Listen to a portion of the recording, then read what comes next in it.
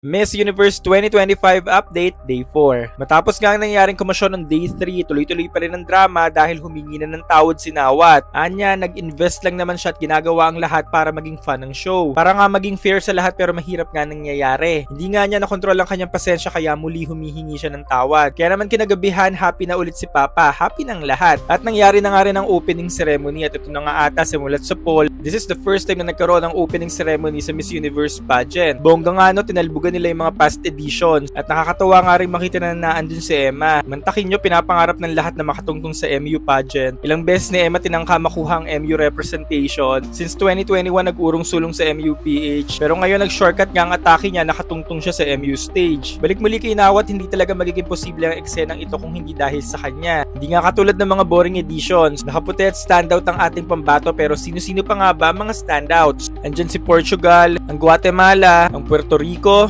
ang Brazil, Turks and Caicos at si Peru, China at India na lumalaban din, Malta at Chile, nandiyan din ang drama queen na si Mexico at si Argentina, si Canada at Bolivia, at maging si Costa Rica, habang mukhang nawala naman ang kinang at pagod na si Thailand. Pero nandiyan pa rin naman siya, isa pa rin siya sa pinakaabangan. At mukhang hindi lang naman siya dahil mukhang marami sa mga delegates ang mukhang mga nag-hold back. Pero maliban nga sa ating pambato, for me, mukhang ngayon maaga pa lang ito nga mga matitindi niyang makakalaban. Si Latina, ang bansang Colombia, si Guadeloupe, si Cote d'Ivoire, at si Venezuela. What are your thoughts mga pageant fans? Sa tingin nyo, sino-sino mga matitinding makakalaban ni Atisa? Comment below.